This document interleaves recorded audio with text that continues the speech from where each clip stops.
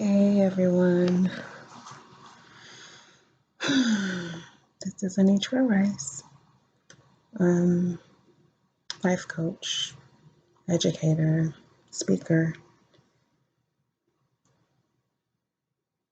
marriage and family therapist in training, grieving mother. My sister thought that this whole vlog thing would be a good idea, and it was something on my heart too, honestly. I don't know how often I'll upload videos. I still haven't turned on comments because I'm just not ready for that. My Josiah passed away um,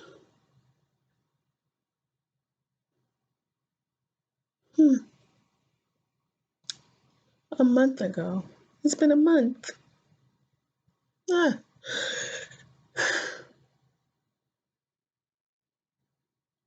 December 7th, 2019. So it's been a month. So this is my grief journey. Grief is something that we don't really like to talk about, and we don't know how to be present with people. But from my experience, just living life,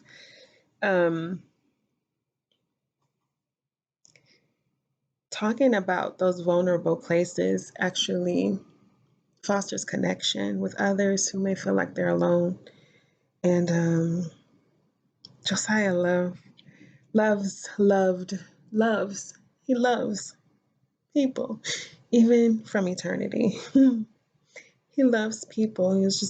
He's a lover. I still struggle with saying loved or loves, or because he's no longer physically on this earth, but I know my baby is very much alive. But I guess if I say loved, I'm talking about when he was here on this earth. But I believe that he's definitely still very much alive.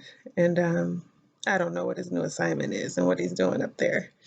But I know he still loves people. But while he was on this earth, he loved people. And we shared that in common. And we always talked about loving people well and working in the community, and especially in the city of Detroit, where we're both from.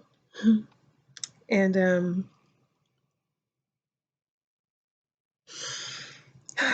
today, though, I wanted to just talk about firsts. So there were several firsts this week.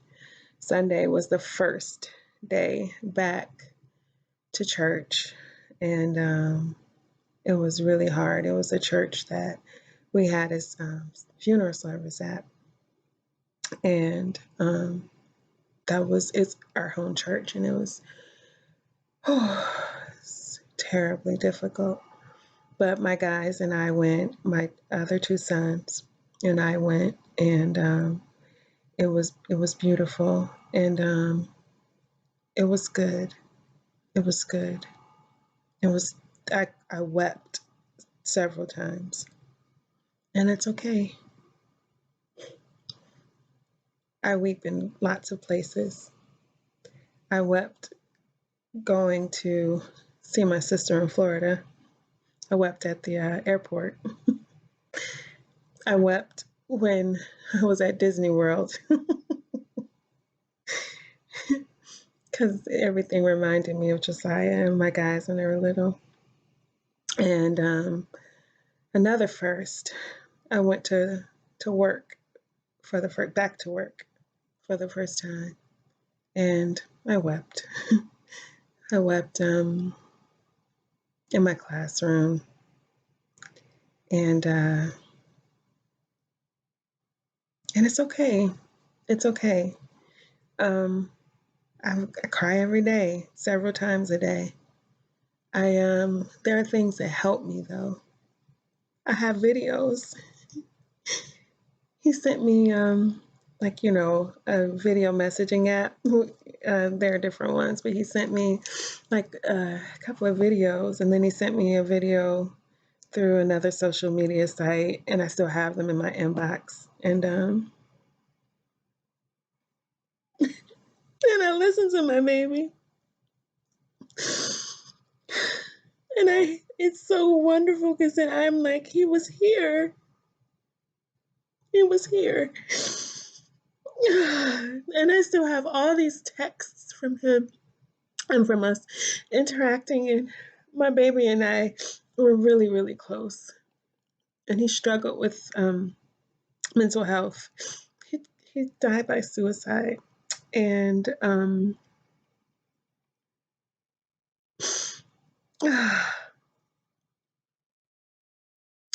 we both just support mental health advocacy and destigmatizing mental illness and mental health. And working in inner city communities, especially to destigmatize mental health, especially among Black men. That was his passion. And he's a poet. And one of the poems he wrote was a couple of them actually were for Black men and just men in general. And I'm working to get his poems published. And it'll be the first thing that I do as far as literary works, and then I'll work on getting mine situated. My books published and everything, but another first was tonight. My youngest baby, my Nicholas, played in his on his basketball team, and tonight was the first time he got to play. And my instinct was just to, to call Josiah and to say, baby, guess what? Or to send him a video of Nicholas playing.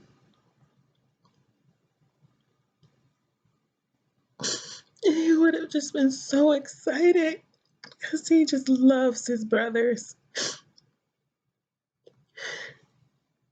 And I didn't get to do that. And I think one of the biggest things for me right now, one of the hardest things,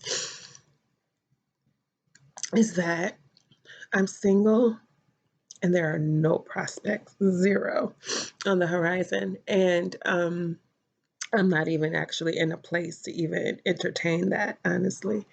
It's not like, it's like, yeah. But it's just being in this place and just, I love family. My sister says I'm a wife without a husband. I'm divorced I'm separated and divorced 10 years, like in 3 days. And going through such a painful place, and just when my family is just broken, and not having that closeness with a significant other where I feel safe and protected and cared for while I'm going through this is it makes it that much more painful and excruciating. And that's just, that's just, I'm just being sincere and real with this. Like I said, I'm not even like trying to entertain meeting anybody right now or anything like that, but it's just, it is what it is. I just, want to have someone who knows my family, who knows my sons, and I can be like, oh, guess what Jaden just did, or guess what Nick just did, and then to be really excited, and just missing Josiah so much, and just being able to talk about him, or, but there is no pretty bow I can put on this. I will say that there are moments of clarity, of joy, in deep, deep, deep, deep sorrow.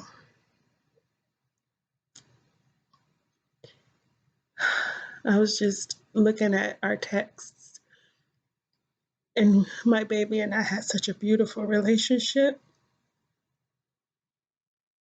It was just really, really special. And he was 20 years old.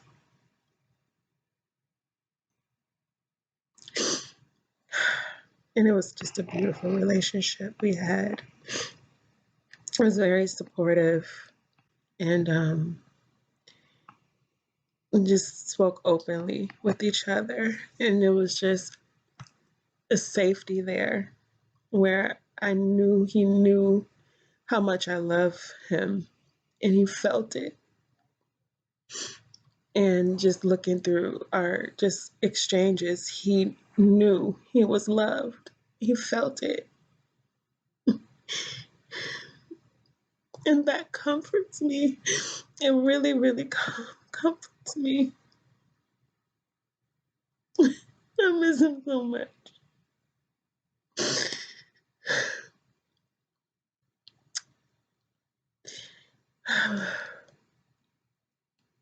I am going to carry on his legacy with loving people and working with people. There was something beautiful that I wanted to share. I don't know if I shared it in another video. I don't think so. So what if I did? I don't care.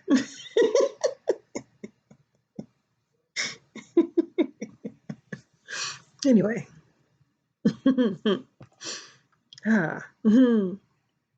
So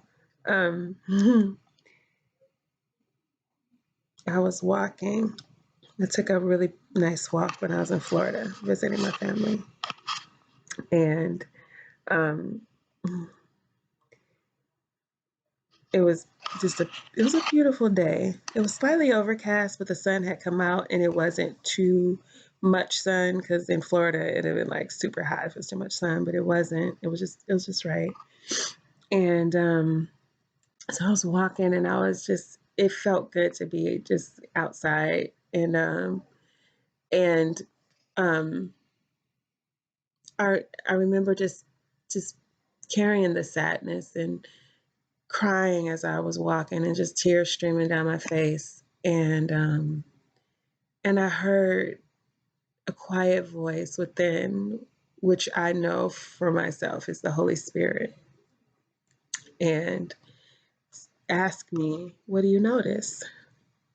And I looked around and I just began to describe the scenery, the beautiful trees, the shrubbery, the beautiful foliage, just everything, the flowers, the grass, the shapes of the blades of grass, which is different in the South than it is in the North. And it was just beautiful. And I love being outdoors. I love being outdoors. There's something about being outdoors that for Josiah and I is just healing, and it's just replenishing. And I'm so grateful, sidebar, that the cemetery that we were able to lay his his remains to rest is the most beautiful. Oh my gosh, it is so beautiful. Oh, and I know, and I've actually taken him there before to visit another close family member's grave, and my dad's grave. And he talked about how beautiful it was, and how his high school JROTC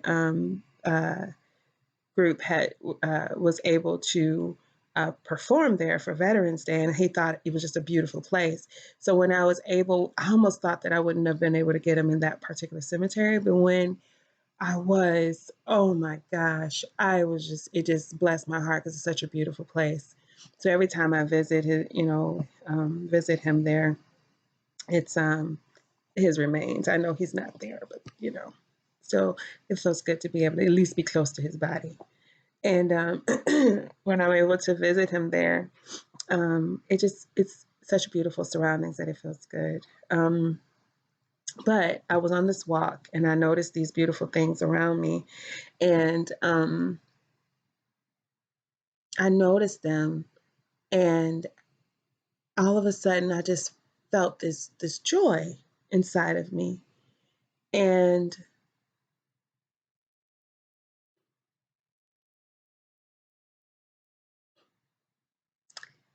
I began to thank God for all of the beauty that was in my life currently, all of the ways that people have been showing their love uh, towards for me, for my family, for Josiah, and supporting us. And I didn't, me going to Florida was on someone else's dime. That my mother's dime that sent me to be able to get away. And it's so many huge acts of kindness, just so many beautiful things. I just began to just thank God and just practice just this gratitude. And all of a sudden, my heart just filled with so much joy, while at the same time holding such grief and sadness for my baby. And in that, God began to show me that they don't, there's no, they don't have to compete. It can be both. I can hold space for joy and sadness, and that He can bring both, or bring joy into my life while I'm moving through this grief and carrying Josiah forward with me in my new life, without him physically being here.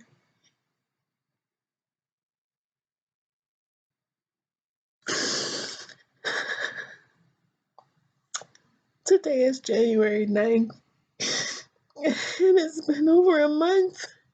I miss him so much. I can't even explain it. Yesterday, I got this really cool tattoo.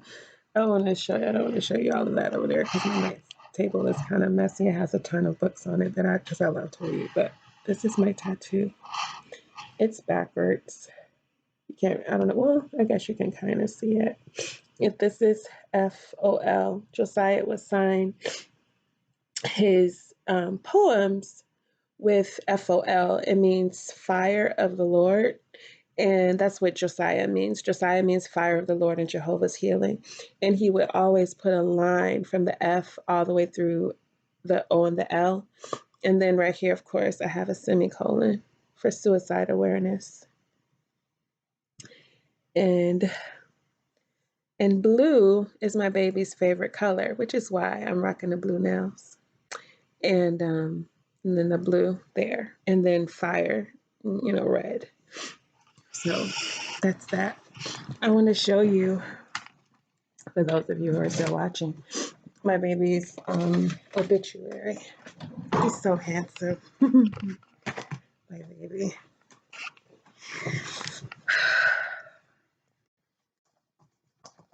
This is my baby. Isn't he handsome? He looks like me, doesn't he? Yeah, we do look alike. We do. Wow. I'm looking like it's like somebody plopped my face and put it on him and cut my hair. That's my baby.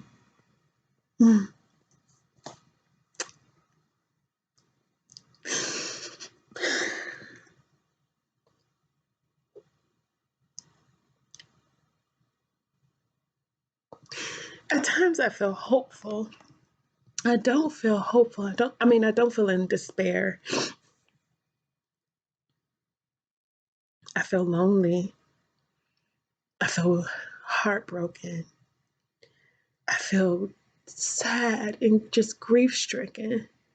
But at the same time, I have hope in the things that he and I talked about in depth, about working in the community and loving people and just being present with people, present with them in their pain. And I know that this somehow will allow me to be present with people in a different way. I didn't want this. This is not a testimony I would have ever asked for or want. And just let me say, for people to like project me into the future and say, oh, God is going to bless you and God is going to use you, stop. Because I'm not there yet. I can say, I can see what, God could do with this. But sometimes I'm not quite happy with my with my Lord, right? At different moments. I love him and I serve him, and he can handle me being upset with him, and it's okay. It's okay. But I'm not really upset in this moment, just moments, but stop projecting people into the future because you're uncomfortable with their pain. Stop projecting them into this, oh, God is going to bless you until because you're uncomfortable with them grieving. Doggone it, my life is never going to be the same. And when good things do happen, and I'm still going to carry both the grief and the sadness together. I'm going to carry Josiah forward. Maybe it won't be as profound, the pain, because it's just fresh, of losing him now. But I mean, I'm sure there will be moments throughout my life that I could just cry at the drop of a dime. Like, that's my baby, my firstborn baby. If you knew him, oh, he's so smart. My baby's he was a junior in college doing graduate level research with his professor. And his professor was grooming him for grad school because he was planning on mentoring him through his doctorate degree. And we talked so much about mental health and working with people. I'm not going to get over it. I will move forward. And I don't want to hear about how God is going to use me to bless other people. I need to be blessed right now. My heart is just broken, okay? Stop telling me how God is going to use me to fortify somebody else and be present with somebody. I just said out of my mouth, I realize that's a possibility of what's going to happen, but I don't need to hear from anybody else. Stop it. Because what it feels like is that you are uncomfortable with my pain, that you are uncomfortable with my mourning and my grief, and you're just trying to push me off into the future because it's uncomfortable in your body to be with me in this moment. So stop it. Stop doing that to people. Stop doing that to people. Stop being this extra super duper holier than thou Christian or whatever. Stop. And stop telling me to be strong. Doggone it. I don't have any strength. Okay? And I don't have the strength to be something that I'm not in the moment. It's okay for me to be weak right now. I lost my son. Stop it. Okay. That's enough of that. I don't feel like going on and ranting anymore. If anybody watched this video, thank you. I hope it blessed your heart. I don't know. My sister seems to think it's a good idea. We shall see. All right, you guys. Pray for my family. Pray for my sons. God bless you. I love you. God loves you. He loves me too. And he is showing himself in so many different ways that he's present with me in this pain. Even when I get upset with him, I can still feel that he's present with me. He's promised never to leave me nor forsake me. And it's true. It's true. All right. Take care, everybody. Good night.